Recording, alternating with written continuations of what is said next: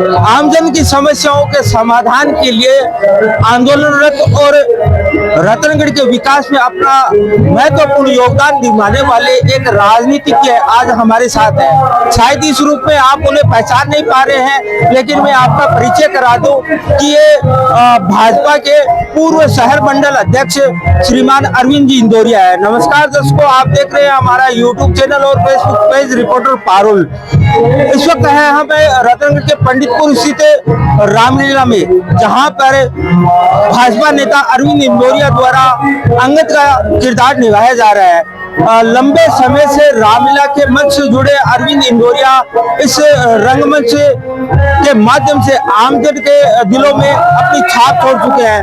तो सर, हम आपसे जानना चाहेंगे, आप कितने सालों से इस रंगमंच से जुड़े हुए हैं और क्या क्या रोल निभाते हैं? मैं लगभग मेरे को 35 वर्ष हो गए रामलीला में कमेटी में भाग लेते हुए। मैंने बहुत सारे अभिनय जो है पहले किए हैं और अब लगातार इस ये जो स्थान है इसमें हम लगातार 20 से 22 सालों से और इसमें लीला यहाँ करते आ रहे हैं। और मैं अंगद का अभिनय जो है करता हूँ। अंगद के अभिनय के साथ साथ मैं लीला का संचालन संयोजन भी करता हूँ।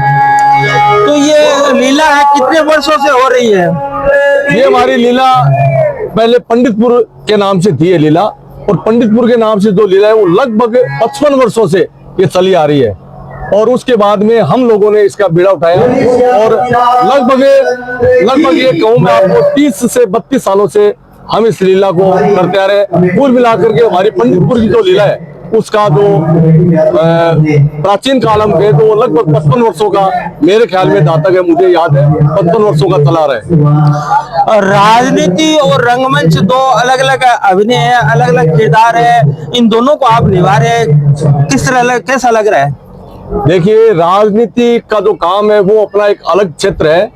ये भगवान मर्यादा पुरुषोत्तम भगवान श्री राम की लीला है और हम इस लीला के माध्यम से जितने भी हमारे दर्शक पधारते हैं हम उनको एक ही बात बताते हैं कि हमेशा बुराई पर अच्छाई की जीत होती है। समय लग सकता है, जैसे भगवान राम को भी 14 वर्ष का वनवास हुआ, लेकिन अंत में जब सीता को हर के रावण ले गया तो रावण को अंत में मरना ही पड़ा। इसलिए बुराई की हमेशा हार होती है और सच्चाई की हमेशा जीत होती है। ये हम दिखाने का पूरा प्रयास करते हैं। तो आज कमेटी के रंगमंच पर किन किन दृश्यों का, कौन कौन से दृश्य दिखाए जाएंगे?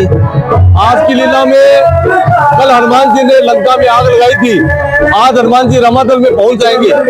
रामादल में पहुंचने के बाद में एक बार फिर भगवान राम रावण को मौका देंगे और अंगद को भेजेंगे। अंगद के रूप में आज मैं रावण की लंका में जाऊंगा और रावण को ललकारूंगा कि एक बार फिर आपको समझाने के लिए मुझे भेजा है दूत बना करके। और इसके पश्चात क्योंकि रावण घमंडी था, मानता नहीं है वो, तो फिर वो अपने बेटे मेघनाथ को युद्ध करने के लिए भेजेगा।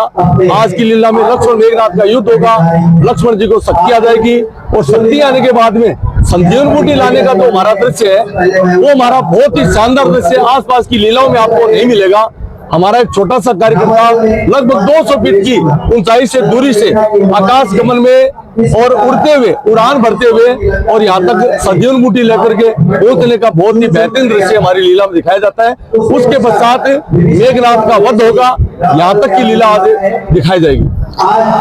आधुनिक परिवेश में जहाँ सोशल मीडिया हावी है, युवा वर्ग है वो सोशल मीडिया के जंजाल में फंसा हुआ है, ऐसे में आप रंगमंच पे भगवान राम की जो प्रस्तुतियां दे रहे हैं, भगवान राम की लीला दिखा रहे हैं, तो युवाओं को क्या संदेश देना चाहेंगे? देखिए, सोशल मीडिया जो है वो एक अपनी जगह है, सोशल मीडिया का अपना एक महत्व हो सकता है, लेकिन जो बात इन कला मंच की ये जो लीलाएं हम दिखाते हैं और भगवान के जो काम जो होते हैं, जैसे भागवत कथा हो, रामायण का हो, महाभारत, ये जो हमें रंगमंच के मंच के माध्यम से हम दिखाते हैं उसका एक अलग ही महत्व होता है।